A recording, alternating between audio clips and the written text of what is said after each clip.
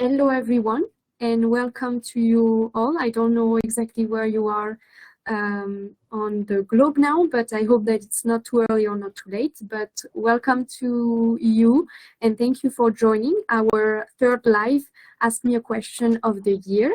I am actually really happy to meet you all today, especially because the past few weeks this community has been very active, which is exactly what we want to create in this forum. So a place of interactivity and exchange around agricultural risk management matters. And this is also exactly what we will do today with this live, which is hosted on and by the founding community of practice. But today in particular, we will discuss about agricultural risk management training for resilience. And we have a special guest who I warmly welcome, Mr. Pontious Mubiru, who is a PhD student at the Makerere University in Uganda. And he will today discuss and present the results of his study exploring perception disparities in agricultural risk management process training, an analysis of skill transfer perspectives between supervisors and trainees. As you know, these lives are really meant to be interactive, to create, as I said earlier, a space where you can directly ask questions to an expert and also share your experiences and views on the things that we explore. So we highly encourage you to ask your questions directly on the chat. And even if you are a French-speaking participant, you can write it in French, and I will translate your question for Pontious.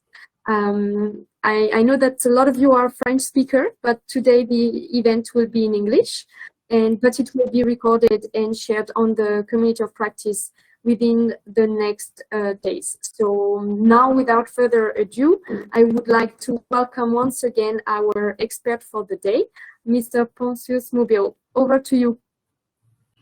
Oh, thank you so much, Nance. Thank you for this opportunity to share with you my experience. Are you hearing me?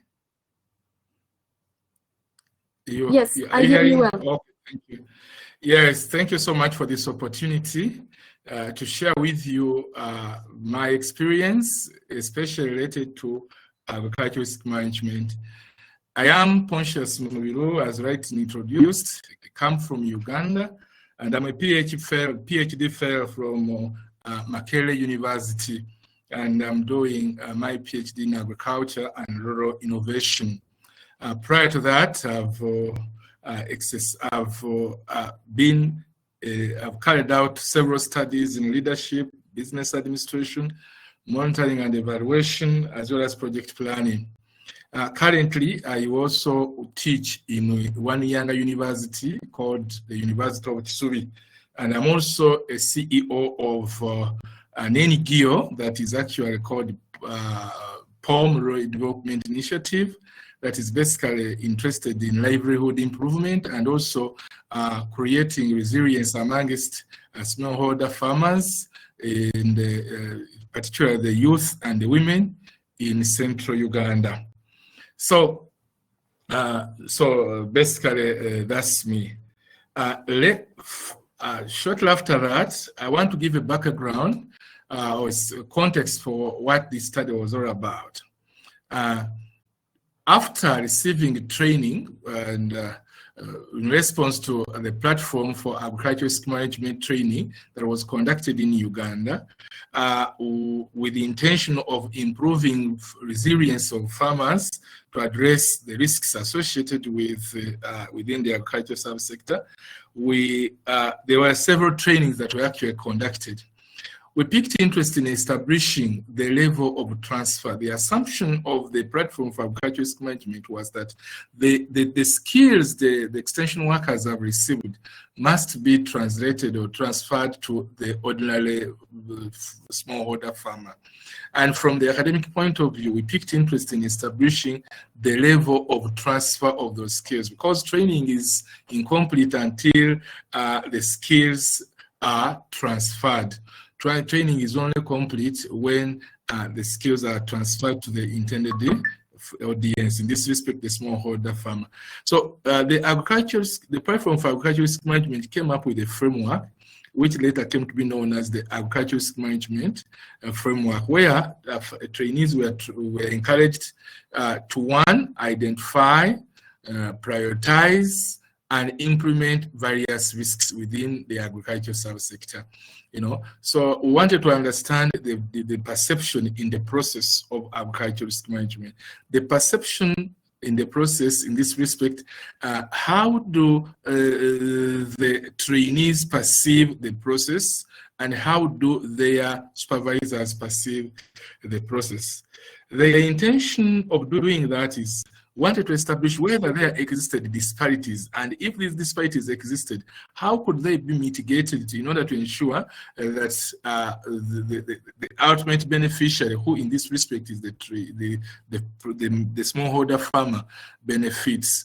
A mismatch in perception from both the trainee and the supervisor would be a recipe, or would be a key bottleneck in the implementation of agricultural risk management process. So it is upon that background that we undertook a study. I undertook a study in exploring the disparities with between the supervisors and their trainees.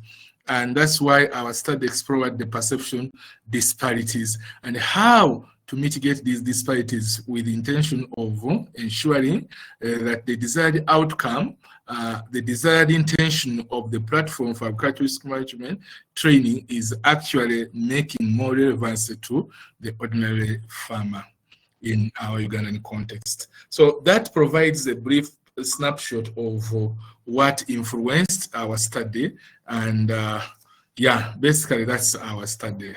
That is the basis, the rationale for our study.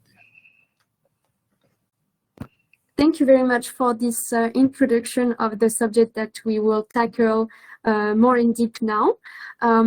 Just before I break the ice and ask you my first question, I want to again repeat for the participants who are following us today, if they want to ask you a question, if they have a doubt or they want to share their own experience, please use the chat to do so.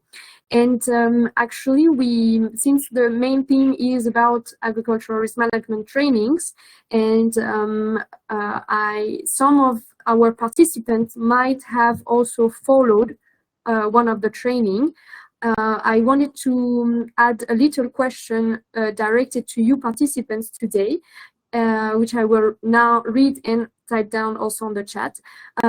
If you have ever experienced a perception gap while following, or if some of you are trainers teaching, did you ever teach during a training session?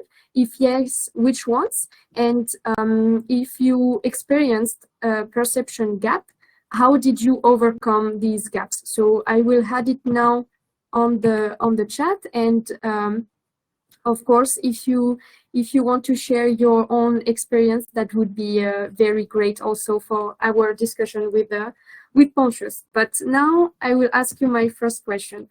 You already kind of introduced us to your study, but can you tell us more about what were the main perception disparities identified between supervisors and trainees during these training? Okay, thank you so much. Well, the key from our study, the key perception disparities that included the trainees consider themselves included identifying risks, implementing agricultural risk management strategies, as well as using participatory and gender lens, where basically the trainees consider themselves to have done this better. But there was a key disparity between the trainees and their supervisors. Their supervisors thought the contrary, that the trainees had not been able to adequately identify the risks, and also the implementation mechanisms that the trainees claim to have put in place were grossly opposed by their supervisors. So as well as taking on the gender lens in risk identification. So there were disparities between one, risk identification, implementing risks strategies, using the agricultural risk management strategies, as well as using the participatory method. So the disparity that existed between these areas, the trainees and the supervisors thought differently about the trainees' ability to identify, to implement, and to use the gender lens. And of course, another key disparity that was very key was many of the trainees perceived there was they perceived there was a challenge in understanding. There was a challenge in understanding in risk prioritization. Many trainees thought that the biggest risk that they had to identify was to do with the drought. They considered drought as the most pertinent risk. On the contrary, this was actually contrary to what their supervisors thought, who basically were using on data to identify that the key risks were not the major risk was not this drought, but rather pests and diseases. So, and this was based on the data available. In fact, this basically is because of the fact that maybe the trainees were not exposed to the existing data, and so when it came to prioritizing risks, they considered the drought as the most significant risk compared to their supervisors who looked at pest management and the post-harvest handling as the key risk. So there was a disparity, therefore, in identifying the risks. And with such disparity, if such disparities persist, it creates a mismatch of the approaches that could be done to increase a more resilient farming system. Thank you very much. And did your research highlight any particular agricultural risk management topics or methods that trainees found more difficult to grasp or apply? Excellent. The study identified financial risk management as the key challenge to as the key topic that was actually not easy for them to apply. Particularly, was the incorporation of agricultural risk management as a mitigating strategy towards risk management. Accordingly, trainees were expected to apply agricultural risk management back to their workplace. But this topic was actually found to be a very big challenge, mainly because of the intricacies or the lack of clarity this topic was involved. So agricultural financial risk management remains a more difficult topic for the trainees to transfer. And that was actually a key highlight. Yes, today farmers really a little skeptical about incorporating agricultural risk management as a strategy for risk mitigation. Thank you. And I imagine that these gaps in terms of perception affect the long-term impact of training programs on agricultural resilience, right? In terms of long-term impact. Yeah, true. Yeah, that's fair. That's true. The misalignment of the perceptions indeed grossly affects the long-term impact of agricultural risk management, because the trainees will consider themselves as having gained a certain skill set, and their supervisors are thinking the contrary. So this misalignment is not actually good for the for long-term practical implementation of agricultural risk management. So it remains a very big challenge. Of course. And based on your study, what were like how can training programs, according to you, be designed to improve, you know, this mutual understanding and expectations between trainers and participants? Okay, thank you so much. We actually found in our study that as a very pertinent issue. One of the key elements that the training programs must have a localized approach. That they must be context specific. The context specificity in this respect will help the trainees and their supervisors to come up with the local context, with the key challenges that actually are affecting their local situation. The challenge during the training, these trainings were conducted at a national level. You know, ignoring the local peculiarities existing in different agroecological zones, you know. So most of the trainings were based on national and international intervention, ignoring the localities that would be so influential in explaining how best to mitigate such challenges. So future trainings should really focus basically on the localize the content, you know, to fit the peculiar different agroecological zones.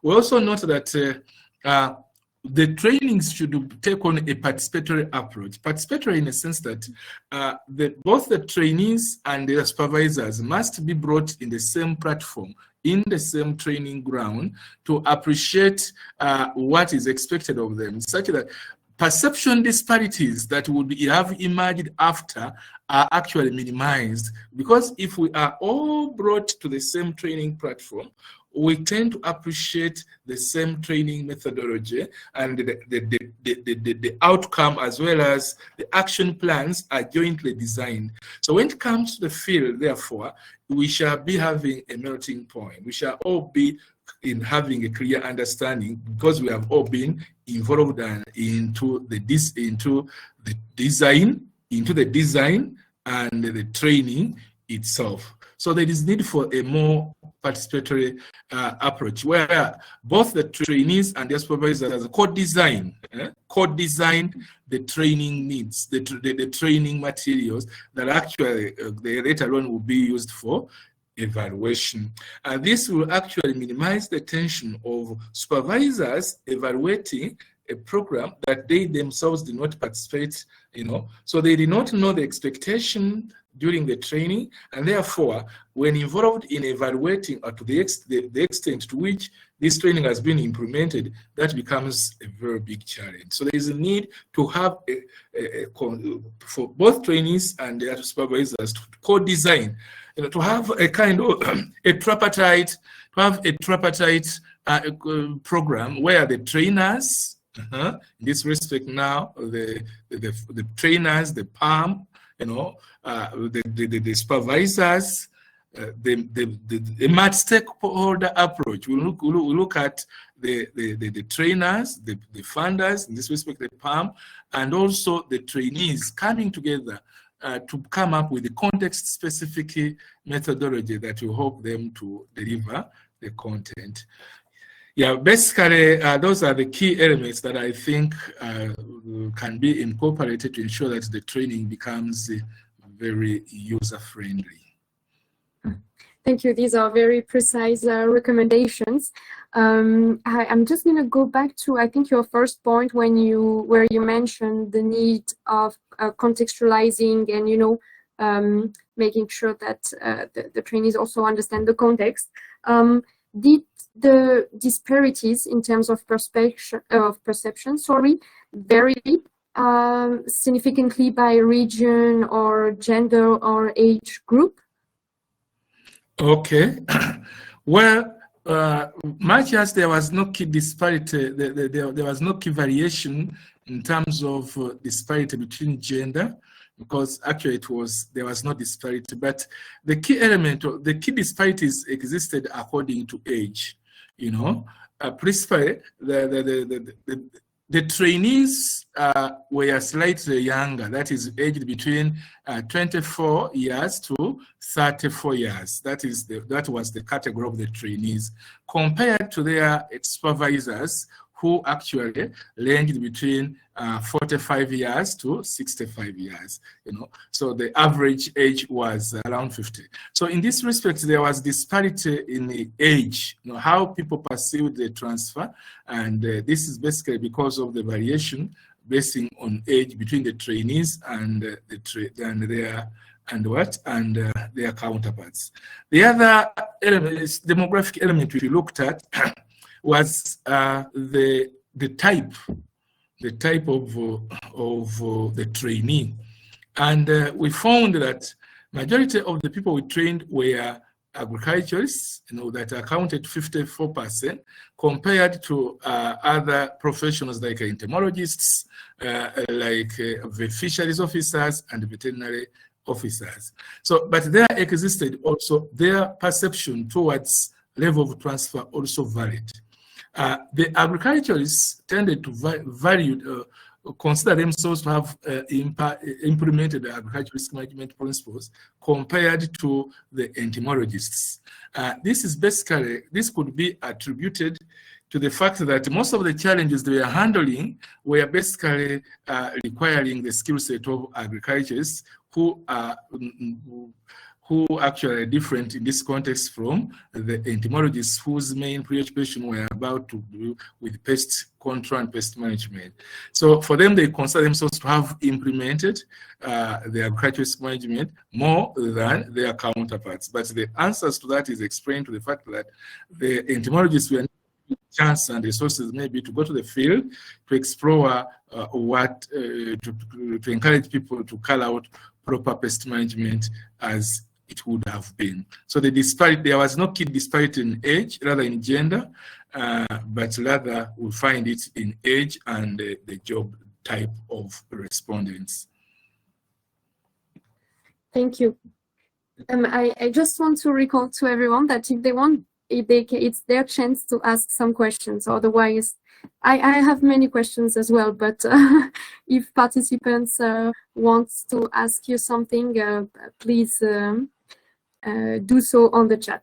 And I'm actually also curious, you are following also a degree, and I was wondering if in your study or in your career, if you have ever experienced yourself a gap in expectations during one of maybe a training that you followed, or I don't know if you also train yourself some other people.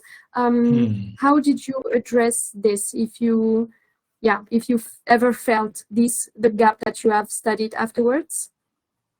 Okay, well, in my capacity as a trainer, I'm also an extension trainer, I have still found challenges regarding to risk prioritization.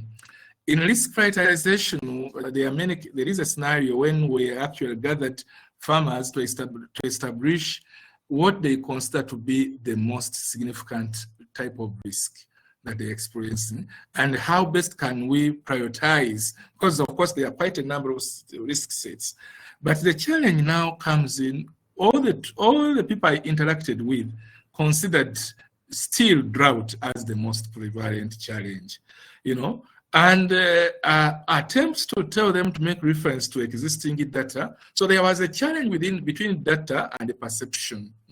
So they perceive drought as, basing on the way they look at the challenges, they perceive the drought as most significant compared to what is already documented. All attempts to make them drive towards what data provides, that is basically post-harvest handling and the pests and diseases, was actually ignored. So I was found on one side one person and over 30 participants on the other side perceiving drought as. So that was a perception disparity. There was a disparity in reality versus perception. So I really overcame it by making reference to the existing data and also building the capacity of the trainees to make them appreciate the need to back their prioritization basing on data. Otherwise, they stand challenges of being guided constantly by perception as opposed to existing data. So that was a challenge that I actually experienced. And also the theory versus reality. You know, most times as a trainer, I'm accused of being so theoretical, you know, not based on the real life experience, what the farmers are actually experiencing. So in all the trainings, they perceive me as a person pursuing more of theory than reality, and that is actually a challenge in most of the trainings, and it in a way impedes transfer, because the moment you start sharing with the farmers, they already have their preconceived ideas. Until you speak to your mind, they will really consider all the trainings you've given to them as a mere waste of time. And that's why there's need to have a harmonized understanding on what really exists as a problem. Thank you very much. Actually, someone just shared one of his experience. So I'm going to read it to you, and maybe you can comment if you want. So Nguessan Jean-Eudes said that he has experienced a lot of understanding during certain training sessions. In fact, during a session with agricultural stakeholders from different regions of his country, he noticed that some of his references or examples didn't really resonate with their reality, which created a slight disconnection at the start, and he assumed certain concepts or practices were universal. In another case, during a virtual training, which required mastery of certain collaborative platforms, he noticed that some participants were unfamiliar with these tools, which hampered the dynamics of exchange. He said that to overcome these difficulties, he adopted active listening and regular feedback.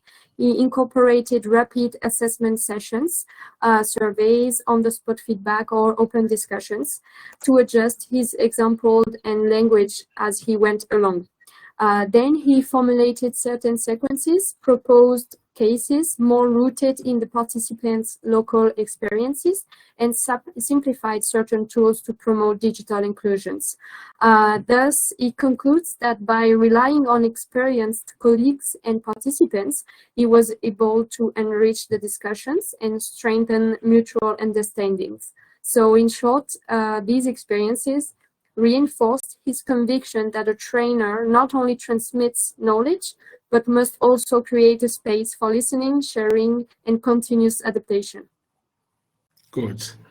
I entirely subscribe myself to that participant. Indeed, a trainer must at all times exercise active listening and at the same time offer give out data-informed decisions. Because at the end of the day, all that matters is to ensure that you guide, you listen, and at the same time guide the trainees on being informed by what data provides. So it's very critical to embrace data, because data brings in a generalized picture of what your responses will be. Good. I really subscribe to myself to her thoughts, his or her thoughts. Thank you very much. We are slightly reaching the end of this slide, but I wanted to ask you something a bit more technical about your study. And regarding the combination of quantitative and qualitative methods, how did this enrich your analysis and deepen your conclusions?